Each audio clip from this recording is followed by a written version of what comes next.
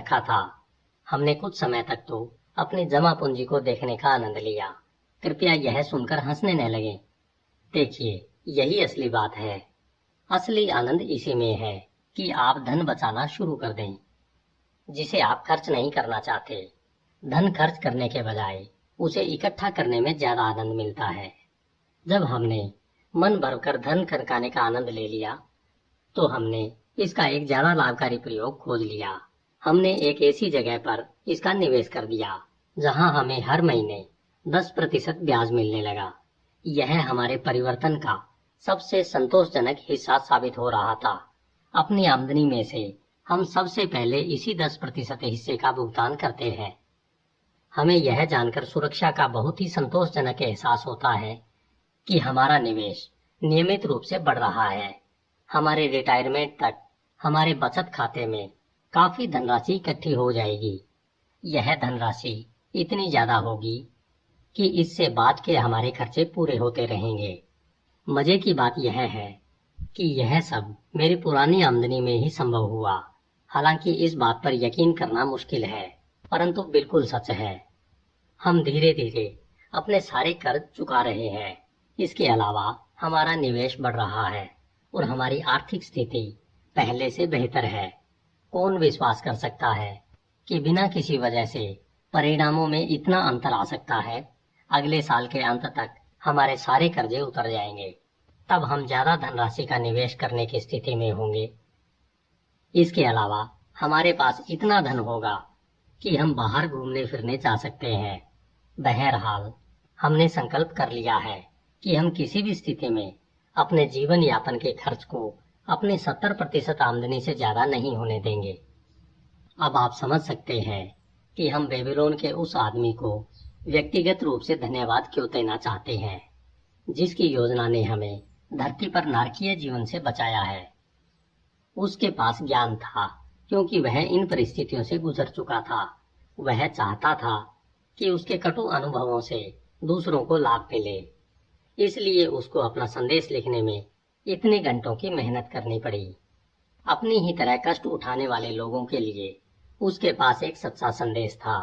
यह संदेश इतना महत्वपूर्ण था कि 5000 साल बाद यह बेबीलोन के अवशेषों से बाहर निकला और आज भी यह उतना ही सच्चा तथा प्रभावी है जितना यह प्राचीन बेबीलोन में था। आपका अल्फ्रेड एज श्रूबेरी, पुरातत्व विभाग। धन्यवाद। HindiAudiobook.com। अध्याय 10। बेबीलोन का सबसे खुशकिस्मत आदमी। HindiAudiobook.com। बेबीलोन का समृद्ध व्यापारी शारूनादा अपने कारवां में सबसे आगे चल रहा था। उसे अच्छे वस्त्र पसंद थे, इसलिए वह बेहतरीन वस्त्र पहनता था। उसे अच्छे जानवर पसंद थे और वह बहुत तेज भागने वाले अरबी घोड़े पर सवारी करता था। उसे देखकर कोई उसके बुढ़ापे का अंदाजा नहीं लगा सकता था। निश्चित रूप से लोगों को यह शक नहीं हुआ होता कि अंदर से वह परेशान है। दमिश्क से वापस लौटने की यात्रा लंबी है और इसमें रेगिस्तानों की कई मुश्किलों का सामना करना पड़ता है। बहरहाल, शारूनादा को खास मुश्किलों का सामना नहीं करना पड़ा।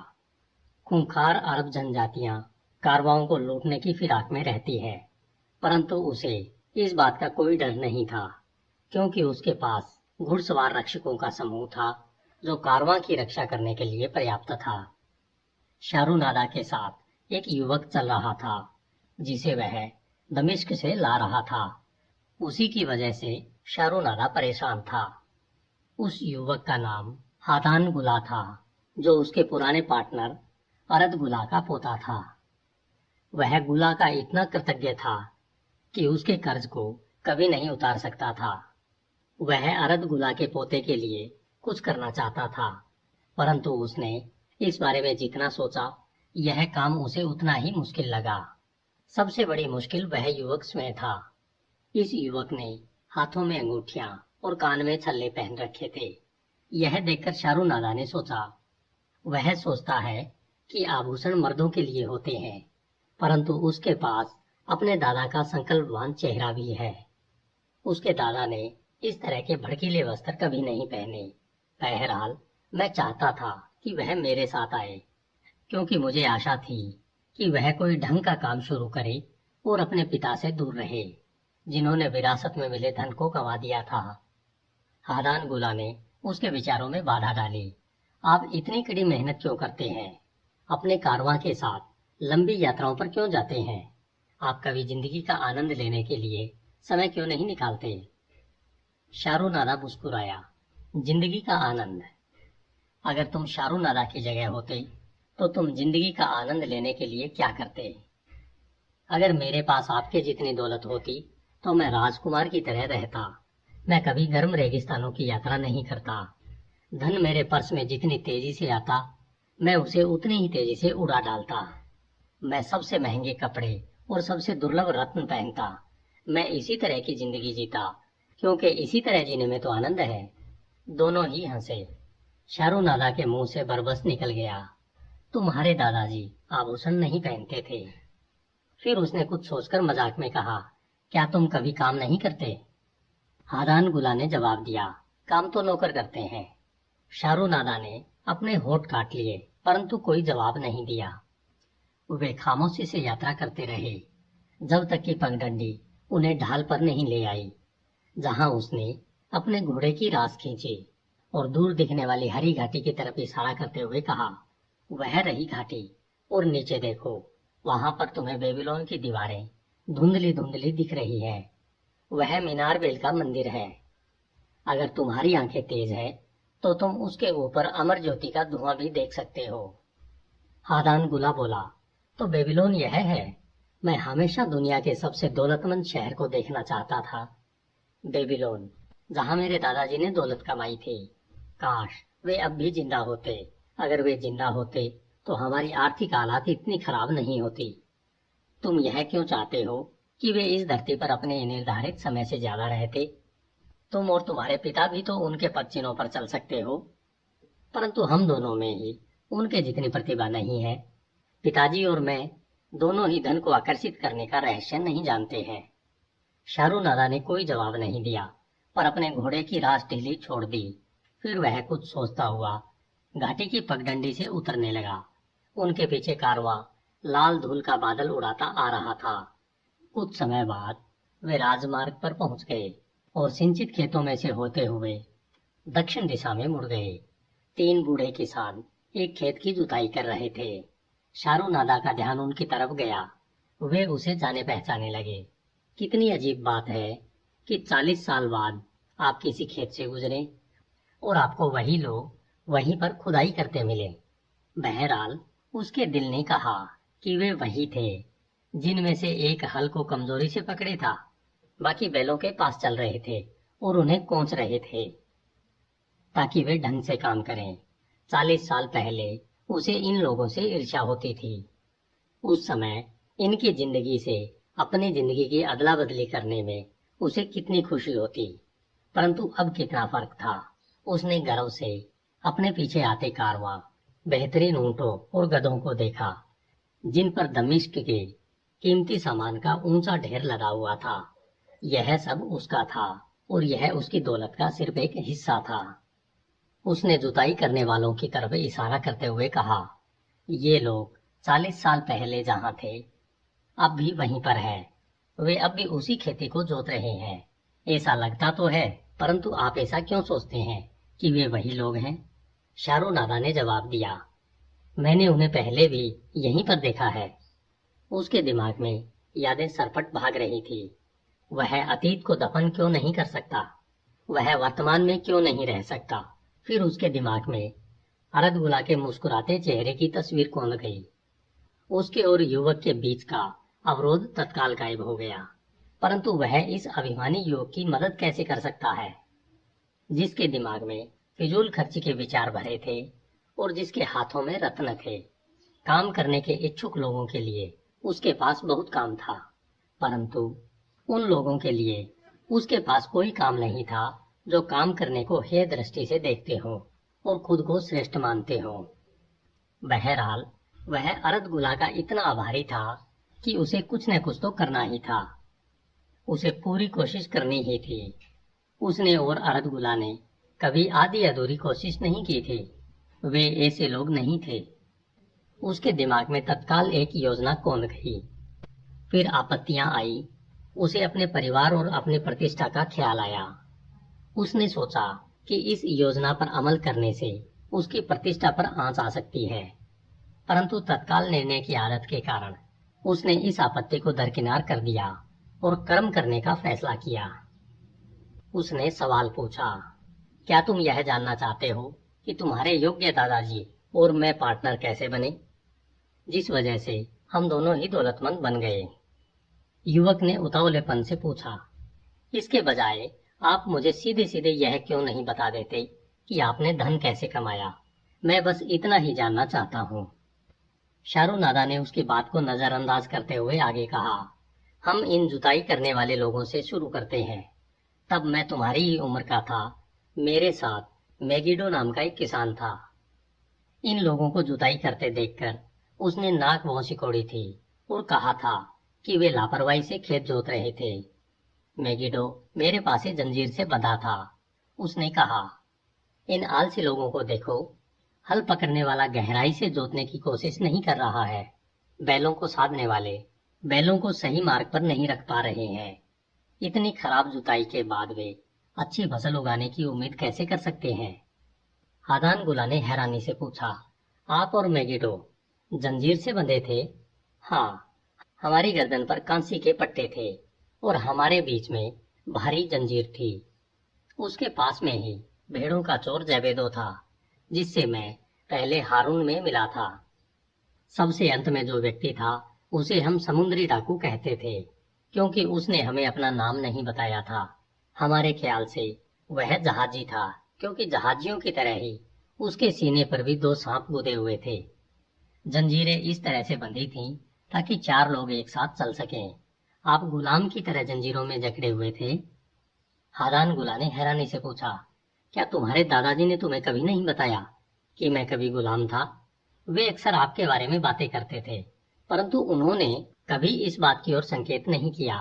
वे ऐसे इंसान थे जिन्हें सबसे गहरे रहस्य पूरे विश्वास के साथ बताए जा सकते थे। मैं तुम पर भी भरोसा कर सकता हूँ, है ना? शाहरुनादा ने उसकी आंखों में झांकते हुए कहा, आप मुझ पर भरोसा कर सकते हैं कि मैं चुप रहूंगा, परंतु मैं हैरान हूँ। मुझे बताएं कि आप गुलाम कैसे बने? शाहरुनादा ने अपने कंधे उचकाए। कोई भी आदमी कभी भी गुलाम बन सकता है। जुए और शराब के कारण मुझ पर यह संकट आया। मैं अपने भाई की गलतियों का शिकार हुआ था। एक झगड़े में उसने अपने मित्र को मार डाला। मेरे पिता यह नहीं चाहते थे कि मेरे भाई पर कानून के मुताबिक मुकदमा चले, इसलिए उन्होंने मुझे कैदी बनाकर मृत व्यक्ति की विधवा के हवाले कर दिया। जब मेरे पिता मुझे मुक्त कराने के लिए पर्याप्त धन नहीं जुटा पाए, तो उस विधवा ने गुस्से में आकर मुझे गुलामों के व्यापारी के हाथों बेच दिया। हादान गुला ने कहा, कितनी शर्म और अन्याय की बात है, परंतु मुझे बताएं, आप दोबारा कैसे स्वतंत्र हुए? हम उस मुद्दे पर बाद में आएंगे। अभी हम इस कहानी को आगे बढ़ाते हैं।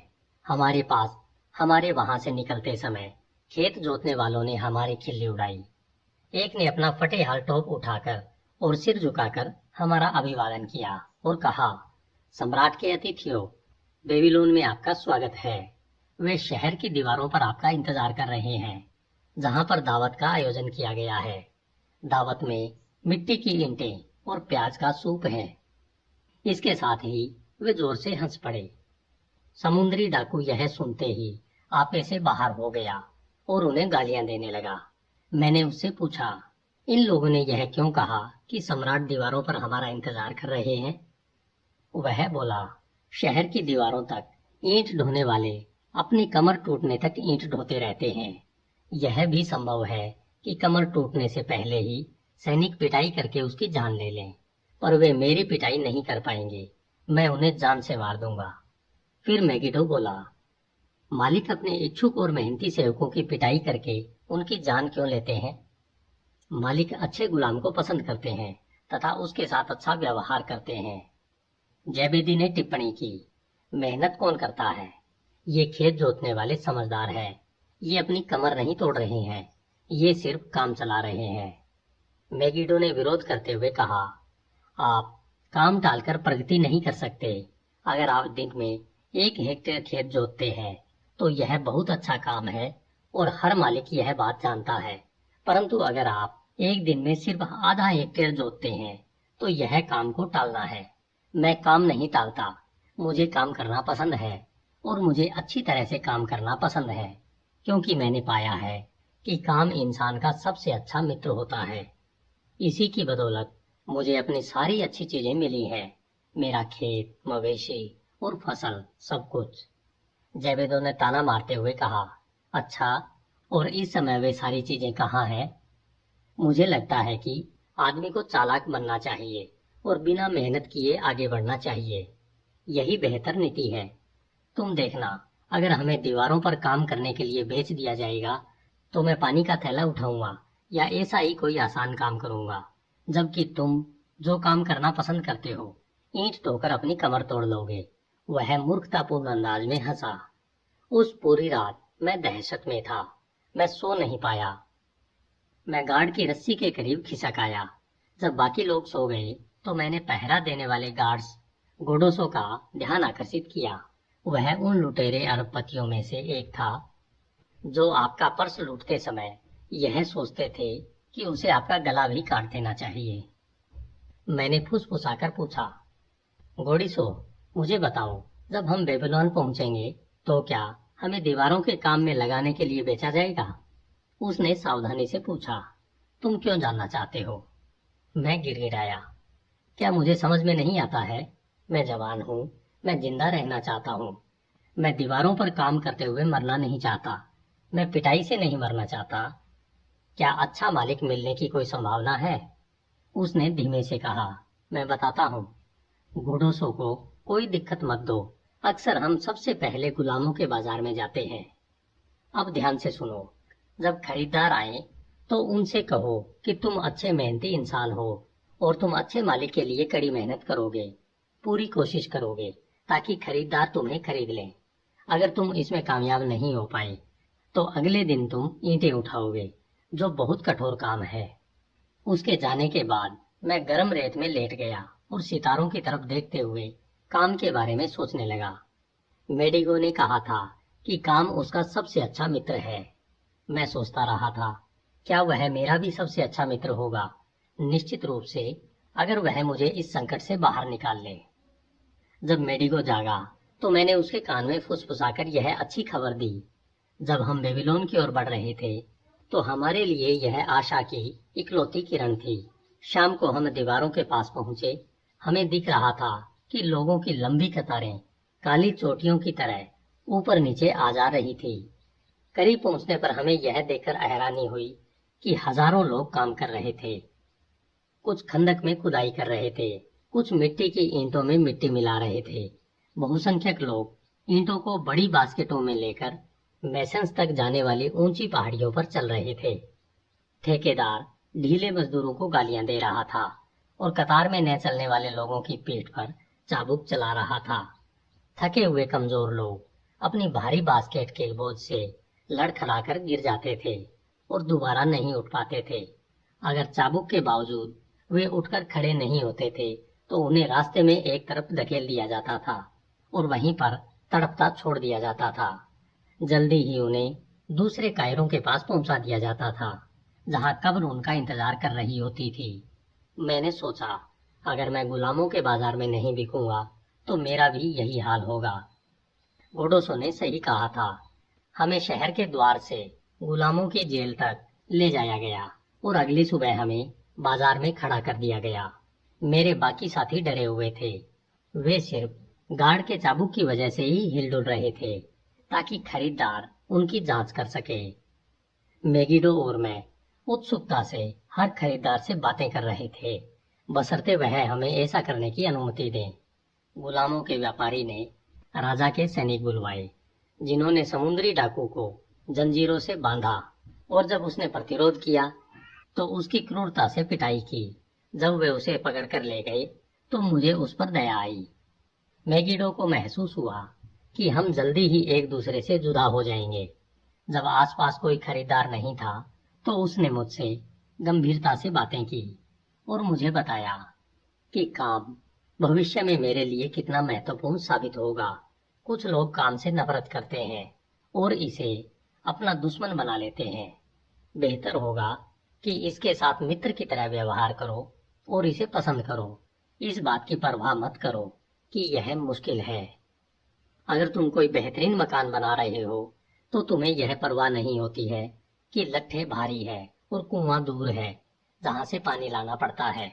मुझसे यह वादा करो कि अगर तुम्हें कोई खरीद ले तो तुम उसके लिए अपनी पूरी मेहनत से काम करोगे। अगर वह तुम्हारे काम से प्रभावित न हो तो भी परवाह मत करना।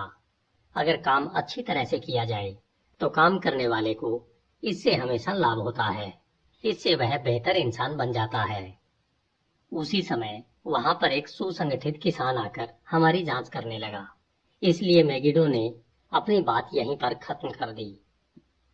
मैगिडो ने उसके खेत तथा फसलों के बारे में पूछा और उसे जल्दी ही यह विश्वास दिला दिया कि वह बहुत ही उपयोगी गुलाम साबित होगा। काफी देर तक गुलामों के व्यापारी से भाव ताव करने के बाद किसान ने अपने वस्त्र के नीचे से अपना मोटा पर्स निकाला और जल्दी ही मैगिडो अपने नए मालिक के साथ आंखों से ओंझल हो गया। कुछ और लोग भी सुबह ही दिख गए। दोपहर में गोडोसो ने मुझे विश्वास में लेकर बताया कि गुलामों का व्यापारी उकता गया है। इस स्थिति में वह रात भर इंतजार नहीं करेगा, बल्कि शाम होते ही बचे हुए गुलामों को सम्राट के आदमियों को बेच देगा। यह सुनकर मैं बहुत छटपटाने लगा। उसी समय एक मोटा और अच्छे स्वभाव वाला व्यक्ति दीवार के पास आया। उसने पूछा कि क्या हम में से कोई बेकर है। मैंने उससे पूछा, आप जैसा अच्छा बेकर किसी दूसरे घटिया बेकर को क्यों खोज रहा है? क्या मेरी तरह से किसी इच्छुक युवक को अपनी कला सिखाना ज्यादा आसान नहीं होगा? मेरी तरफ देखें, मैं युवा हूँ, शक्तिशाली हूँ और मुझे काम करना पसंद है। मुझे एक मौका तो दें, मैं आपके लिए धन कमाने का सर्वश्रेष्ठ प्रयास करूंगा। वह मेरी इच्छा से बहुत प्रभावित हुआ और गुलामों के व्यापारी के साथ सौदेबाजी करने लगा। हालांकि व्यापारी ने मेरी तरफ पहले कभी ध्यान नहीं दिया था, परंतु इस समय वह मेरी योग्यताओं, मेरी अच्छी सेहत और मेरे अच्छे स्वभाव की तारीफों के पुल बांध रहा था। मुझे लगा जैसे मैं कोई मोटा बैल हूँ जिसे किसी कसाई के हाथों बेचा जा रहा हो। आखिरकार जब सौदा पूरा हो गया तो मुझे बहुत खुशी हुई। मैं अपने नए मालिक के साथ चल दिया और यह सोचने लगा कि मैं बेबीलोन का सबसे खुशकिस्मत आदमी हूँ। मेरा नया घर मुझे काफी पसंद आया। मेरे मालिक नानानेद ने मुझे सिखाया कि अहाते में रखी जौ को पत्थर की सिल पर कैसे पीसना है, ओवन में आग कैसे जलाना है और फिर शहद वाले केक के लिए तिल को बहुत बारीक कैसे पीसना है। मेरा बिस्तर अनाज के भंडार वाले शेड में लगा था। यहाँ पर एक बूढ़ी गुलाम महिला हाउसकीपर थी। स्वास्थ्य नाम की इस महिला ने मुझे अच्छी तरह खाना खिलाया और जब मैंने बाहरी कामों में उसकी मदद की तो वह खुश हो गई। मैं यही अवसर तो चाहता था ताकि मैं अपने मालिकों की नजर में मूल्यवान बन सकूं। मैं आशा कर रहा था कि स्वतंत्रता हासिल करने का कोई न कोई रास्ता निकल आएगा। मैंने नाना नेद से कहा कि वह मुझे सिखाए कि आटे को कैसे गूंदा जाता है और बेकिंग कैसे की जाती है। उसने मुझे यह सिखा दिया और वह मेरे सीखने की इच्छा से बहुत खुश हुआ। बाद में जब मैं इस काम को अच्छी तरह करने लगा तो मैंने उससे कहा कि वह मुझे शहद के केक बनाना भी सिखा दे। जल्दी ही मैं बेकिंग का सारा काम करने लगा। मेरे मालिक को अब पूरा आराम मिल रहा था। वे आलस की जिंदगी से बहुत खुश थे, परंतु स्वास्थ्य ने अप्रसन्नता में अपना सिर हिलाया। इंसान के पास कोई काम न होना बुरी बात है। मैंने महसूस किया कि अब मुझे कोई ऐसा रास्ता खोजना था जिससे मैं अपनी स्वतंत्रता खरीदने के लिए कुछ सिक्के कमा सकूं। बेकिंग का काम दोपहर तक खत्म हो जाता था। मैंने सोचा कि अगर मैं दोपहर के बाद कुछ कमाई करूं और उसे अपने मालिक के साथ बांट लूं तो नाना नेद राजी हो जाएंगे। फिर मेरे मन में यह विचार आया, क्यों न शहद के केक ज्यादा बना लूं और उन्हें शहर की सड़कों पर भूखे लोगों को बेचूं। मैंने नाना नेद को यह विचार इस तरीके से बताया, दोपहर तक मेरा बेकिंग का काम खत्म हो जाता है। अगर मैं इसके बाद आपके लिए धन कमा सकूं तो क्या आप मेरी आमदनी का कुछ हिस्सा मुझे दे देंगे? मैं चाहता हूं कि मेरे पास भी कुछ पैसे रहें जिसकी जरूरत हर इंसान को अपनी इच्छाओं और जरूरतों के लिए होती है। क्यों नहीं, क्यों नहीं, उसने स्वीकार किया। जब मैंने उसे अपनी योजना बताई कि मैं बाजार में शहद के केक बेचने के बारे में सोच रहा हूँ, तो वह बहुत खुश हुआ। उसने सुझाव दिया, हम यह कर सकते हैं। तुम एक पेनी में 2 केक बेचना। जितनी कमाई होगी उसमें से आधी तो आटे, शहद और ईंधन की लकड़ी के खर्च के रूप में मैं ले लूंगा। बाकी बची आधी कमाई में से आधा मेरा और आधा तुम्हारा। मैं उसके इस उदार प्रस्ताव से बहुत खुश हुआ कि मुझे बिक्री का चौथाई हिस्सा मिलेगा। उस रात मैंने देर तक काम करके एक ट्रे बनाई ताकि मैं उस पर केक रख सकूं। नाना नेद ने मुझे अपने पुराने कपड़े दे दिए ताकि मेरा हुलिया ठीक दिखे। स्वास्थी ने मालिक के कपड़ों पर पैबंद लगाकर उन्हें धोकर साफ कर दिया। अगले दिन मैंने शहद के ज्यादा केक बनाए। मैंने सोचा ट्रे पर रखे हुए भूरे केक देखकर लोगों का मन ललचा जाएगा। मैं सड़क पर जाकर जोर जोर से अपने केकों के बारे में चिल्लाने लगा। पहले तो किसी ने भी रुचि नहीं दिखाई और मैं हताश हो गया। बहरहाल मैं जुटा रहा। बाद में जब दोपहर को लोगों को भूख लगी तो केक धड़ाधड़ बिकने लगे और जल्दी ही मेरी ट्रे खाली हो गई। नाना मेद मेरी सफलता से बहुत खुश हुआ और उसने खुशी खुशी मुझे मेरी कमाई का चौथा हिस्सा दे दिया। मैं धन का स्वामी बनकर आनंदित था। मैगिडो सही था जिसने कहा था कि मालिक अपने गुलामों के अच्छे काम की प्रशंसा करता है। मैं अपनी सफलता पर इतना रोमांचित था कि उस रात को मुझे नींद नहीं आई। मैं यह अनुमान लगा रहा था कि मैं 1 साल में कितना कमा सकता हूँ और अपनी स्वतंत्रता खरीदने में मुझे कितने साल लगेंगे। जब मैं हर दिन अपनी ट्रे में केक रखकर बेचने लगा तो जल्दी ही मेरे नियमित ग्राहक बन गए। उनमें से एक तुम्हारे दादा अरदगुला थे। वे कालीनों के व्यापारी थे जिन्हें वे गृहिणियों को बेचते थे। वे शहर के एक कोने से दूसरे कोने तक जाते थे। उनके साथ साथ एक गधा चलता था जिस पर कालीनों का ऊंचा ढेर रखा रहता था। इसकी देखभाल के लिए उनके साथ एक अश्वेत गुलाम भी रहता था।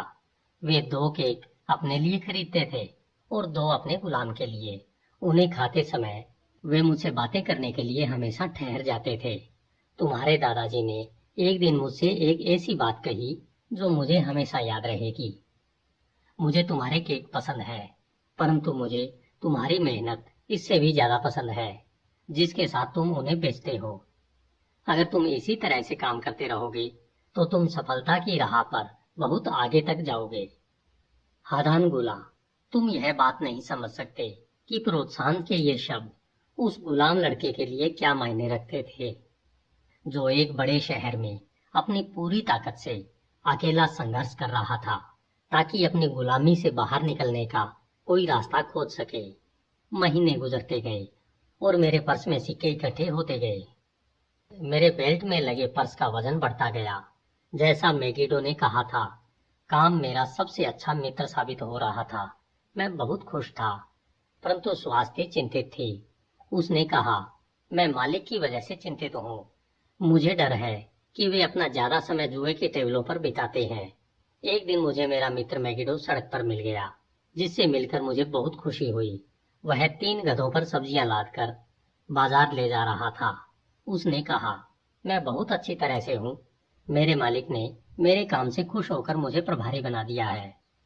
वह सामान बेचने के मामले में भी मुझ पर भरोसा करता है और उसने मेरे परिवार को भी बुलवा भेजा है। काम विपत्ति से उबरने में मेरी मदद कर रहा है। किसी दिन यह स्वतंत्रता खरीदने में भी मेरी मदद करेगा और भविष्य में मैं अपने खेत का मालिक बन जाऊंगा। समय गुजरता गया। नाना मेद मेरे लौटने का बेसब्री से इंतजार करने लगा। जब मैं लौटता था तो वह इंतजार करता मिलता था ताकि वह उत्सुकता से हमारे धन को गिने और बांट ले। वह मुझे नए बाजार तलाशने के लिए प्रेरित करता था ताकि मैं ज्यादा केक बेच सकूं। अक्सर मैं शहर के दरवाजे के बाहर भी जाता था ताकि दीवार बनाने वाले गुलामों के ठेकेदारों को अपने केक बेच सकूं। हालांकि मुझे वह अप्रिय दृश्य बिल्कुल पसंद नहीं था, परंतु ठेकेदार बहुत उदारता से खरीदते थे। एक दिन मैं जैबेदो को देखकर हैरान हुआ, जो ईंटों को अपनी बास्केट में भरने के लिए कतार में लगा था। वह बहुत दुबला हो गया था, उसके कंधे झुक गए थे और उसकी कमर पर चाबुक के घाव और फोड़े साफ नजर आ रहे थे। उस पर तरस खाकर मैंने उसे एक केक दे दिया। वह भूखे जानवर की तरह केक को चबा गया। उसकी आंखों में लोभ की चमक देखकर मुझे डर लगा कि कहीं वह मेरी पूरी ट्रे छीन न ले, इसलिए मैं वहां से भाग खड़ा हुआ। अरतगुला ने एक दिन मुझसे पूछा, तुम इतनी कड़ी मेहनत क्यों करते हो? क्या तुम्हें याद है यही सवाल आज तुमने मुझसे पूछा था? मैंने उन्हें बताया कि मैगिडो ने काम के बारे में क्या कहा था और यह भी कि काम मेरा सबसे अच्छा मित्र साबित हो रहा था। मैंने उन्हें गर्व से सिक्कों से भरा अपना पर्स बताया और यह कहा कि मैं अपनी स्वतंत्रता खरीदने के लिए उन्हें बचा रहा था। उन्होंने पूछा, स्वतंत्र होने के बाद तुम क्या करोगे? मैंने जवाब दिया, मैं व्यापारी बनना चाहता हूँ। इस पर उन्होंने मुझे विश्वास में लिया। उन्होंने मुझे एक ऐसी बात बताई जो मैं सपने में भी नहीं सोच सकता था। उन्होंने कहा, तुम शायद यह नहीं जानते हो कि मैं भी गुलाम हूँ, परंतु मैं अपने मालिक का पार्टनर भी हूँ। हादान गुला ने कहा, रुको, रुक जाओ। मैं अपने दादाजी का अपमान करने वाली झूठी बातें नहीं सुनूंगा। वे गुलाम नहीं थे। उसकी आंखें गुस्से से दहकने लगी थी। शाहरुनाला शांत रहा। मैं उनका सम्मान करता हूँ क्योंकि वे अपने दुर्भाग्य से बाहर निकलकर ऊपर उठे और दमिश्क के अग्रणी नागरिक बने। क्या तुम उनके पोते भी उसी मिट्टी के बने हो? क्या तुम मर्द हो जो सच्चे तथ्यों का सामना कर सके, या तुम झूठे भ्रमों में जीना पसंद करते हो? हादान गुला तन कर बैठ गया। गहरी भावना से अंदरूनी आवाज में उसने जवाब दिया, मेरे दादाजी से सब प्रेम करते थे। उन्होंने अनगिनत अच्छे काम किए थे। जब अकाल आया तो उन्होंने मिस्र में अनाज खरीदने के लिए धन दिया और उनका कारवां इसे दमिश्क लेकर आया। उन्होंने सारा अनाज लोगों में बांट दिया ताकि कोई भूखा न मरे। अब आप कहते हैं कि वे बेबीलोन में एक अपमानित गुलाम थे? शाहरुनादा ने जवाब दिया, अगर वे बेबीलोन में गुलाम ही बने रहते तो उन्हें अपमानित कहना उचित होता, परंतु जब वे अपने प्रयासों से दमिश्क के महान व्यक्ति बन गए तो दरअसल देवताओं ने उनके दुर्भाग्यों को माफ कर दिया और उनका सम्मान किया। शाहरुनादा ने आगे कहा, मुझे यह बताने के लिए कि वे एक गुलाम है, उन्होंने यह कहा कि वे स्वतंत्र होने के लिए बेताब थे। बस उनके पास अपनी स्वतंत्रता खरीदने के लिए पर्याप्त धन आ गया था, परंतु वे इस दुविधा में थे कि क्या उन्हें ऐसा करना चाहिए था। उन दिनों उनकी बिक्री पहले जितनी अच्छी नहीं हो रही थी और उन्हें अपने मालिक का सहारा छोड़ने में डर लग रहा था। मैंने उनके निर्णय का विरोध किया। अपने मालिक से बंधकर न रहें। एक बार फिर वे स्वतंत्र व्यक्ति बनने की भावना का अनुभव करें, स्वतंत्र व्यक्ति की तरह काम करें और सफल बने। यह फैसला करें कि आप क्या हासिल करना चाहते हैं और फिर काम करके आप उसे हासिल कर लेंगे। वे यह कहकर अपने रास्ते चले गए कि मैंने उनकी कायरता पर उन्हें लज्जित कर दिया था और इससे उन्हें खुशी हुई थी। एक दिन मैं एक बार फिर शहर के द्वार के बाहर गया। मुझे यह देखकर हैरानी हुई कि वहां पर भारी भीड़ जमा थी। जब मैंने एक व्यक्ति से इसका कारण पूछा तो उसने जवाब दिया, क्या तुमने सुना नहीं है, एक भगोड़े गुलाम ने सम्राट के सैनिक को मार डाला था। उसे पकड़कर सजा सुना दी गई है और आज उसे उसके अपराध के लिए कोड़े मारकर मार डाला जाएगा। सम्राट स्वयं यहाँ पर आने वाले हैं। कोड़े मारने वाले स्थान के आसपास इतनी ज्यादा भीड़ थी कि मैं घबरा गया। मुझे डर था कि अगर मैं वहां गया तो मेरी शहद के केक वाली ट्रे गिर जाएगी। इसलिए मैं एक अधूरी दीवार पर चढ़ गया ताकि लोगों के सिर के ऊपर से नजारा देख सकूं। मैंने वहां सम्राट को देखा जो अपने सुनहरे रथ पर सवार थे। इससे पहले मैंने कभी इतना वैभव नहीं देखा था। सुंदर वस्त्र, सुनहरे कपड़े और मखमल के पर्दे। मैं कोड़ों की मार नहीं देख पाया, हालांकि मुझे बेचारे गुलाम की चीखें सुनाई दे रही थी। मैंने सोचा कि हमारे आकर्षक सम्राट जितना उदार व्यक्ति इतने कष्ट को देखकर कैसे सहन कर सकता है, परंतु जब मैंने उन्हें अपने सामंतों के साथ हंसी मजाक करते देखा तो मैं जान गया कि वे क्रूर थे और मैं यह भी समझ गया कि दीवार बनाने में गुलामों से ऐसे अमानवीय काम क्यों करवाए जाते हैं। गुलाम के मर जाने के बाद उसका शरीर एक खंभे पर रस्सी से लटका दिया जाता है ताकि सब उसे देख सकें। भीड़ छटने के बाद मैं करीब गया। उसके बाल भरे सीने पर मैंने 2 सांप गुदे देखे। वह और कोई नहीं बल्कि मेरा परिचित समुद्री डाकू था। अगले दिन जब मैं अरदगुला से मिला तो वे बदले हुए इंसान थे। उत्साह भरे स्वर में उन्होंने मुझसे कहा, देखो, जिस गुलाम को तुम जानते थे वह अब स्वतंत्र इंसान बन चुका है। तुम्हारे शब्दों में जादू था। मेरी बिक्री और मुनाफा अब बढ़ने लगे हैं। मेरी पत्नी खुश है। वह मेरे मालिक की भतीजी थी और एक स्वतंत्र महिला थी। उसकी बहुत इच्छा है कि हम किसी अजनबी शहर में चले जाएं, जहां किसी को भी मेरी गुलामी के बारे में जानकारी न हो, ताकि हमारे बच्चों को अपने पिता के दुर्भाग्य के लिए ताने न झेलना पड़े। काम मेरा सबसे बड़ा सहयोगी बन चुका है। इसने मुझे आत्मविश्वास दिलाया है और मेरी बेचने की क्षमता को बढ़ाया है। मैं बहुत खुश हुआ कि उनके दिए प्रोत्साहन के बदले में मैंने थोड़ा सा ही सही योगदान तो दिया था। एक शाम को स्वास्थ्य बहुत दुखी अंदाज में मेरे पास आई और बोली, मालिक संकट में है, मुझे उनकी चिंता हो रही है। कुछ महीने पहले वे जुए की टेबल पर बहुत ज्यादा रकम हार गए थे। वे किसान को अनाज या शहद के पैसे नहीं दे रहे हैं। वे सूदखोर का ब्याज नहीं चुका रहे हैं। ये लोग गुस्सा है और उन्होंने मालिक को धमकी भी दी है। मैंने बिना सोचे समझे कहा, हम अपने मालिक की मूर्खता पर चिंता क्यों करें? हम उनके रखवाले नहीं हैं। मूर्ख युवक, तुम समझ नहीं रहे हो।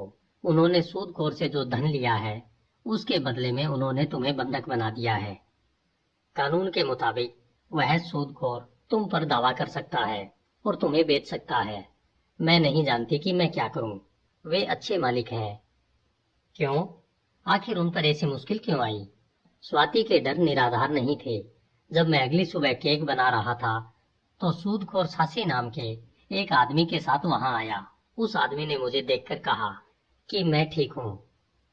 सूदखोर ने मेरे मालिक के लौटने का इंतजार भी नहीं किया।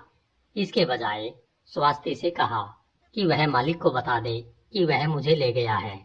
मेरे पास सिर्फ तन के कपड़े और मेरे बेल्ट से बना सिक्कों से भरा पर्स था। केक अधूरे छोड़कर मैं उसके साथ चल दिया।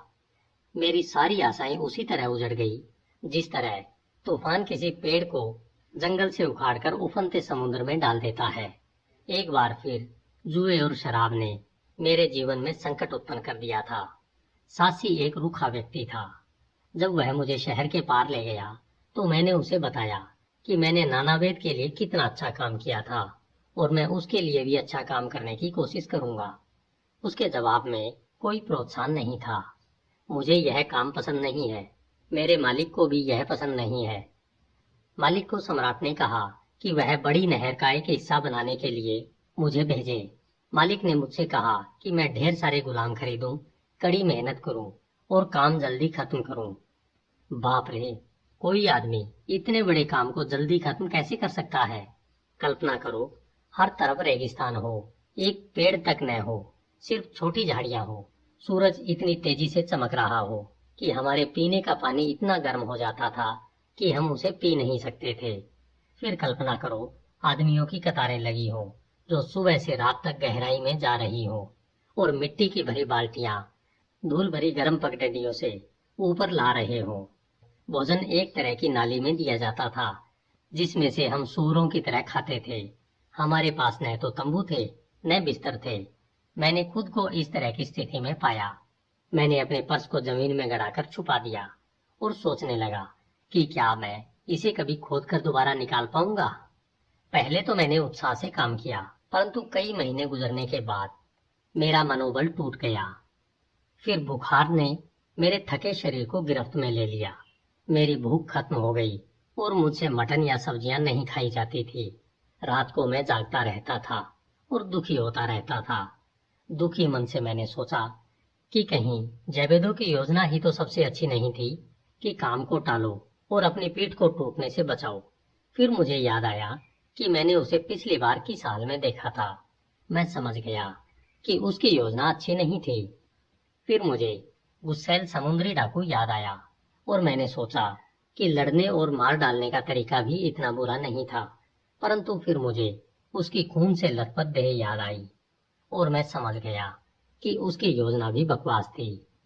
फिर मुझे मैगिडो की आखिरी झलक याद आई। कड़ी मेहनत के कारण उसके हाथों में छाले पड़ गए थे, परंतु उसका दिल हल्का था और उसके चेहरे पर खुशी थी। उसकी योजना सबसे अच्छी थी। बहरहाल मैं भी मैगिडो की तरह मेहनत करना चाहता था। मैगिडो मुझसे ज्यादा कड़ी मेहनत नहीं कर सकता था। फिर काम की बदौलत मुझे खुशी और सफलता क्यों नहीं मिले? मैगिडो को खुशी काम की बदौलत मिली थी या फिर खुशी और सफलता सिर्फ देवताओं की इच्छा पर निर्भर करती थी? क्या मैं पूरी जिंदगी मेहनत करने के बाद भी अपने लक्ष्य तक नहीं पहुंच पाऊंगा? क्या मुझे कभी खुशी और सफलता नहीं मिलेगी? ये सारे सवाल मेरे दिमाग में गूंजते रहे और मेरे पास इसका कोई जवाब नहीं था।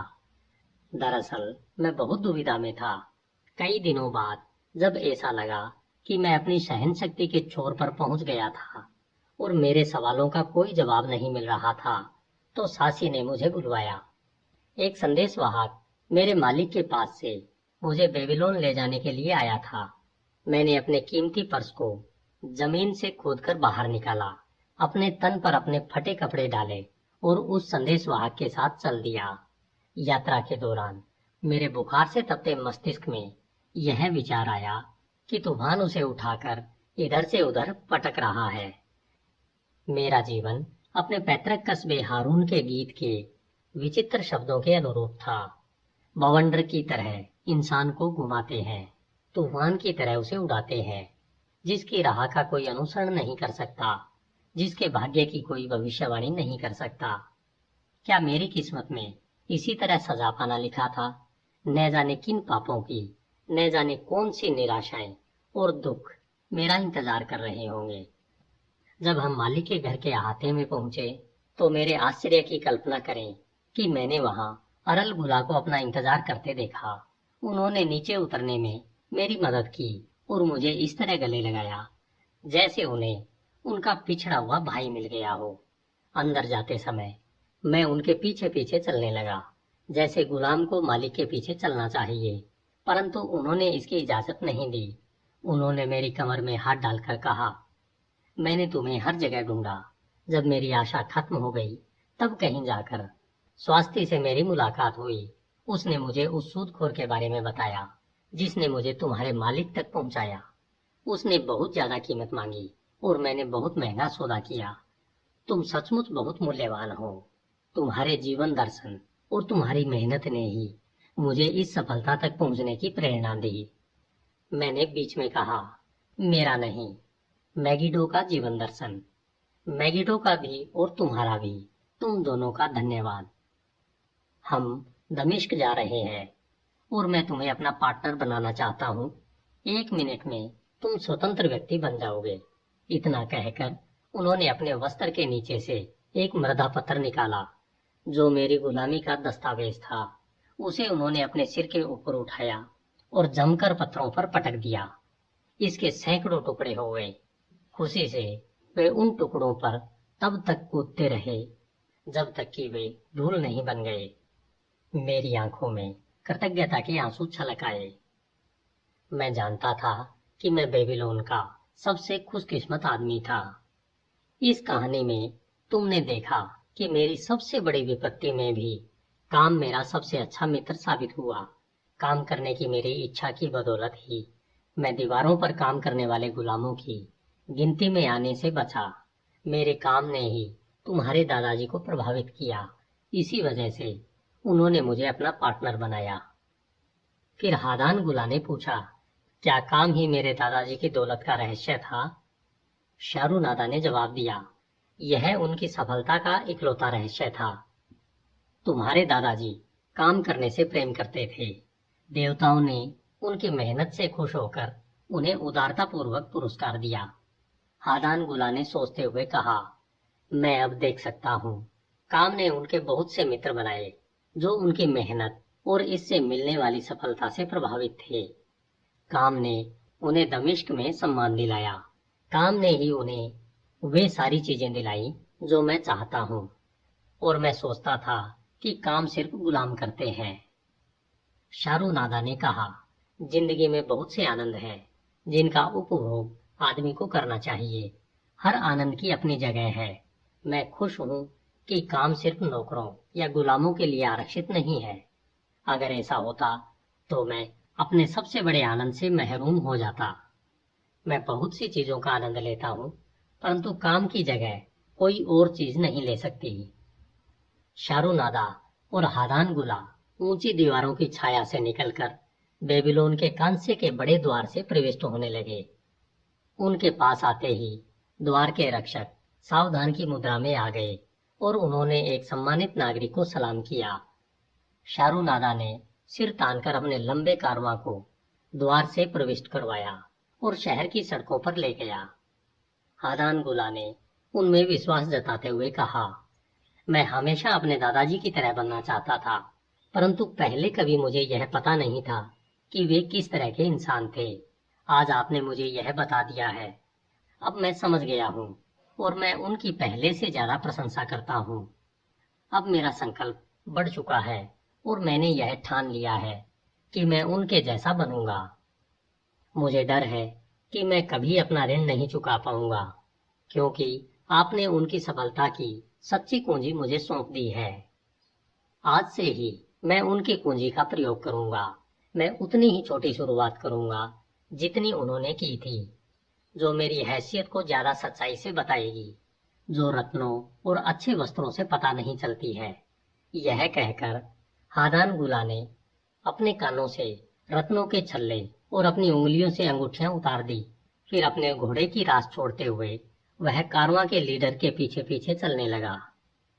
प्राचीन बेबीलोन के मशहूर काम गुलामों के श्रम से हुए थे, जिनमें इनकी दीवारें, मंदिर, हैंगिंग गार्डन और बड़ी नहरें शामिल थी। ज्यादातर गुलाम युद्धबंदी थे। इससे यह समझना आसान है कि उनके साथ अमानवीय व्यवहार क्यों किया जाता था। इन मजदूरों में बेबीलोन और इसके प्रांतों के कई नागरिक भी शामिल थे, जिन्हें अपराधों या आर्थिक मुश्किलों के कारण गुलाम के रूप में बेच दिया जाता था।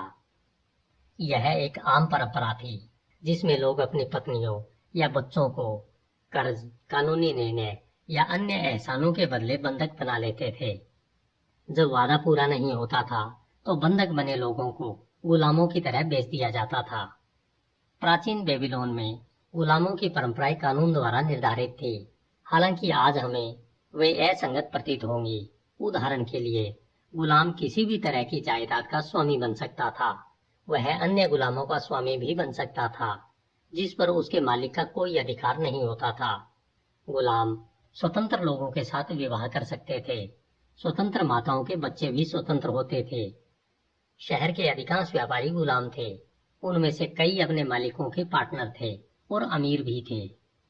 धन्यवाद। HindiAudiobook.com। अध्याय 11, बेबीलोन का ऐतिहासिक वर्णन। HindiAudiobook.com। इतिहास के पन्नों में और कोई शहर बेबीलोन जितना वैभवशाली नहीं है। इसका नाम सुनते ही हमारे सामने दौलत और वैभव की तस्वीर खिंच जाती है। यहाँ सोने और रत्नों का भरपूर खजाना था। स्वाभाविक है कि यह सुनकर हम सोचेंगे कि शायद यह समृद्ध शहर किसी उष्णकटिबंधीय भूमि पर स्थित होगा, जहाँ जंगलों और खदानों जैसे प्रचुर प्राकृतिक संसाधन होंगे, परंतु यह सच नहीं है। दरअसल यह यूफ्रेटस नदी के किनारे पर स्थित था। यह एक सपाट और शुष्क घाटी में स्थित था। यहाँ न तो जंगल थे, न ही खदानें। यहाँ तो इमारत बनाने के लिए पत्थर तक नहीं थे। यह प्राकृतिक व्यापारिक मार्ग पर भी स्थित नहीं था। बारिश इतनी कम होती थी कि फसलें उगाना संभव नहीं था। बेबीलोन एक उत्कृष्ट उदाहरण है जो हमें सिखाता है कि उपलब्ध संसाधनों का प्रयोग करते हुए मानवीय क्षमताओं से महान लक्ष्य हासिल किए जा सकते हैं। इस भव्य शहर के सभी संसाधन मनुष्यों द्वारा विकसित किए गए थे। इसकी समृद्धि इसके नागरिकों की मेहनत का परिणाम थी। बेबीलोन के पास सिर्फ 2 प्राकृतिक संसाधन थे, उर्वर भूमि और नदी का पानी। बेबीलोन के इंजीनियरों ने इंजीनियरिंग की एक महान योजना बनाकर बांधों और बड़ी नहरों के द्वारा नदी के पानी की दिशा बदल ली। ये नहरें शुष्क घाटी में दूर तक गई और उर्वर भूमि को जीवनदायी पानी से सिंचित किया। यह इतिहास में इंजीनियरिंग के सबसे पहले कारनामों में से एक था। इस सिंचाई तंत्र के परिणाम स्वरूप अभूतपूर्व और जबरदस्त फसल पैदा होने लगी। सौभाग्य से बेबीलोन के सम्राटों ने साम्राज्य के विस्तार और युद्ध करके लूटपाट करने में ज्यादा रुचि नहीं ली। हालांकि यहाँ के शासकों ने कई युद्ध लड़े, परंतु उनमें से अधिकांश स्थानीय थे या दूसरे देशों के महत्वाकांक्षी विजेताओं के खिलाफ थे, जो बेबीलोन की अथाह संपत्ति पर नजरें गड़ाए हुए थे। बेबीलोन के उत्कृष्ट शासक इतिहास में अपनी बुद्धि, आर्थिक नियोजन और न्याय के लिए विख्यात हैं। बेबीलोन का कोई सम्राट इतना महत्वाकांक्षी नहीं था कि वह पूरी दुनिया को जीतने का ख्वाब देखे। शहर के रूप में बेबीलोन का अस्तित्व अब नहीं है। जिन मानवीय शक्तियों ने हजारों सालों तक शहर को कायम रखा था और इसका विकास किया था, उनके हटने के बाद शहर जल्दी ही वीरान खंडहर में बदल गया। इस शहर का स्थान एशिया में स्वेज नहर के 600 मील पूर्व में और पर्सिया खाड़ी के उत्तर में है। इसका अक्षांश लगभग 30 डिग्री है, जो यूमा एरिजोना का अक्षांश भी है। बेबीलोन का मौसम भी इस अमेरिकी शहर की तरह ही गर्म और सूखा था। यूक्रेटस की घाटी, जो कभी आबाद और सिंचित थी, जहां कभी भरपूर फसल पैदा होती थी, आज बर्बाद और वीरान हो चुकी है। रेतीली हवाएं इतनी तेजी से बहती हैं कि घास और रेगिस्तानी झुरमुट भी बहुत कम दिखाई देते हैं। उपजाऊ खेत, विशाल शहर और सामान के लंबे कारवां अब अतीत में दफन हो चुके हैं।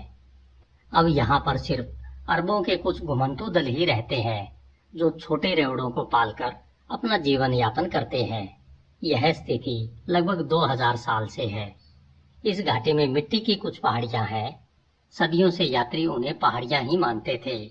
आखिरकार पुरातत्वविदों का ध्यान उसकी ओर आकर्षित हुआ, क्योंकि कभी कभार आने वाले बारिश के तूफानों में यहाँ पर बर्तनों और ईंटों के टूटे हुए टुकड़े मिले। यूरोपीय और अमेरिकी संग्रहालयों ने इस अभियान के लिए धन दिया। इन पहाड़ियों पर खुदाई का काम इस आशा से शुरू हुआ कि शायद यहाँ पर कुछ मिल जाए। खुदाई करने से जल्दी ही यह साबित हो गया कि ये दरअसल पहाड़ियां नहीं, बल्कि प्राचीन शहर थे।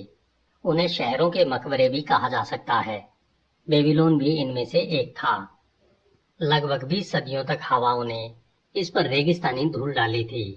यह मूलतः ईंट का बना था, परंतु यह मिट्टी में मिल चुका था।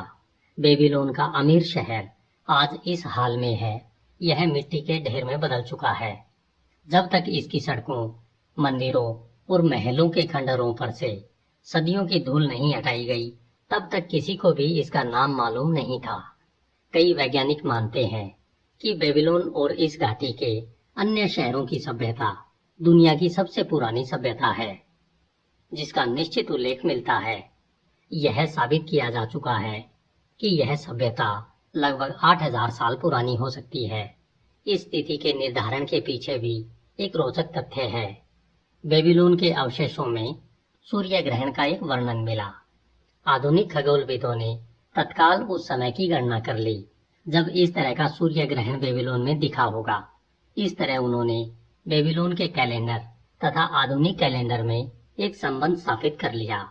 इस तरह से अब यह साबित हो चुका है कि 8000 साल पहले बेबीलोन में रहने वाले सुमेरवासी दीवारों से घिरे शहरों में रहते थे।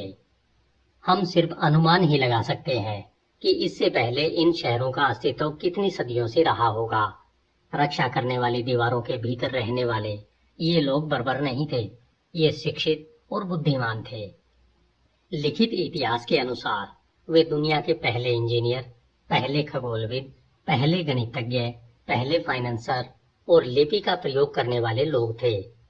सिंचाई तंत्र का उल्लेख पहले ही किया जा चुका है, जिसने शुष्क घाटी को कृषि के स्वर्ग में बदल दिया था। इन नहरों के अवशेष अब भी मिलते हैं, हालांकि उनका ज्यादातर हिस्सा मिट्टी से भरा है। कुछ का आकार तो इतना बड़ा है कि अगर उनमें पानी न हो तो 1 दर्जन घोड़े एक साथ दौड़ सकते हैं। आकार में वे कोलोराडो और यूटा की सबसे बड़ी नहरों से भी ज्यादा बड़े हैं। घाटी की भूमि को सिंचित करने के अलावा बेबीलोन के इंजीनियरों ने एक और बड़ी योजना पूरी की। एक वृहद ड्रेनेज सिस्टम द्वारा उन्होंने यूफ्रेटस और टिग्रिस नदियों के मुहानों की दलदली जमीन के एक बड़े टुकड़े का पानी निकालकर उसे कृषि के उपयोग में ले लिया। यूनानी यात्री और इतिहासकार हेरोडोटस ने बेबीलोन की यात्रा उस समय की जब यहाँ की सभ्यता शिखर पर थी। हेरोडोटस ऐसे इकलौती बाहरी व्यक्ति है जिनके द्वारा लिखा गया बेबीलोन का वर्णन उपलब्ध है। उन्होंने शहर का चित्रात्मक वर्णन किया है और नागरिकों की असामान्य परंपराओं का उल्लेख भी किया है।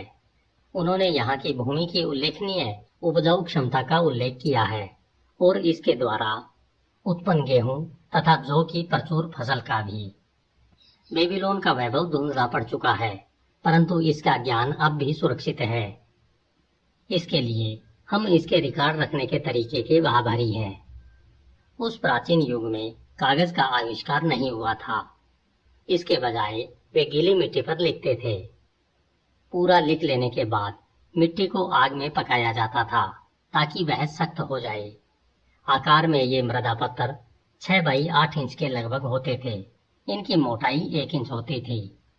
लिखने में इन मृदा पत्रों का उसी तरह से प्रयोग किया जाता था जिस तरह आज हम कागज का प्रयोग करते हैं। उन पर दंत कथाएं, कविताएं, इतिहास, राजाज्ञा, देश के कानून, जायदाद के दस्तावेज, प्रोमिसरी नोट और यहाँ तक कि पत्र भी लिखे जाते थे जिन्हें संदेशवाहक दूसरे शहरों तक पहुँचाते थे। इन मृदा पत्रों से हमें इन लोगों के अंतरंग और व्यक्तिगत मामलों की जानकारी मिलती है। उदाहरण के लिए एक मृदा पत्र में एक दुकानदार का रिकॉर्ड मिलता है। इसमें यह उल्लेख है कि एक निश्चित तारीख को एक ग्राहक एक गाय लेकर आया और उसने बदले में उसके 7 बोरे गेहूं लिए, जिनमें से 3 बोरे वह उसी समय ले गया और बाकी 4 बोरे वह बाद में ले जाएगा। शहर के मलबे में सुरक्षित रूप से दफन लाखों मृदा पत्र पुरातत्वविदों को मिले। बेबीलोन का एक उल्लेखनीय आश्चर्य शहर के चारों तरफ की विशाल दीवारें थी। प्राचीन लोग उन्हें मिस्र के पिरामिडों की तरह ही दुनिया के 7 आश्चर्यों में से एक मानते थे। महारानी सेमिरेमिक्स को शहर की पहली दीवार बनाने का श्रेय दिया जाता है। आधुनिक खुदाई करने वालों को मूल दीवारों का कोई अवशेष नहीं मिला है। उनकी ऊंचाई के बारे में भी कोई जानकारी उपलब्ध नहीं है। शुरुआती लेखकों के वर्णन के आधार पर यह अनुमान लगाया जाता है कि इनकी ऊंचाई 50-60 फुट के बीच होगी, जिसमें बाहरी और जली हुई ईंटें थी और पानी की गहरी खंदक बनाकर सुरक्षा का अतिरिक्त प्रबंध किया गया था। बाद वाली मशहूर दीवारें लगभग 600 ईस्वी पूर्व में सम्राट नाबोपोलेंजर ने बनवाना शुरू की थी। उसने इतने बड़े पैमाने पर दीवारों के पुनर्निर्माण की योजना बनाई थी कि वह इसे अपने जीवन काल में पूरा नहीं करवा पाया। यह काम उसके पुत्र नेबूशदनेजर ने पूरा किया, जिसका नाम बाइबल के इतिहास में पाया जाता है। इन बाद वाली दीवारों की ऊंचाई और लंबाई अविश्वसनीय थी।